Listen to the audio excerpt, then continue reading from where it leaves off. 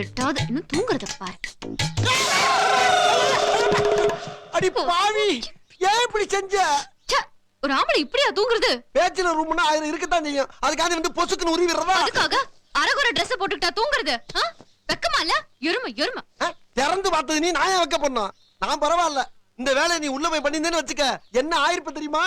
என்ன ஆயிருக்கும்? போறேன் உள்ள. போ போ, அம்மனை கட்டியோட ஒருத்தன் குளிச்சுக்கிட்டு போ, பாத்துட்டு வா. ஐயோ, நீங்க எல்லாம் ஆம்பளைங்களா? சரி செஞ்சுட்டு ஆம்பளைன்னு கேக்குறியா? இதை நான் சும்மா விட மாட்டேன். இது என்னோட தன்மான பிரச்சனை. உன்னை என்ன பண்ற? சும்மா கத்தாத. கத்தாம நீ இதே மாதிரி நான் உன் வீட்டுக்கு வந்து நீ பொத்தி தூக்கும்போது நான் உருவி நீ டவுசர் போட்டா என்ன ஆயிருக்கும்? அக்கறகாரமே சேர்த்து கும்மி அடிச்சிருக்க மாட்டீங்க? நான் ட்ரவுசர் இழுத்து என்ன என்ன என்ன நினைச்சு பார்க்க முடியுதா?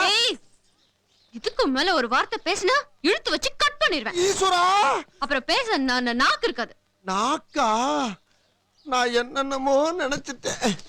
அம்மா, ஆம்பளையா பிறக்க வேண்டிய பொண்ணு அக்கிர காலத்துல பொம்பளையா பிறந்து என் உசுர வாங்குறீங்க.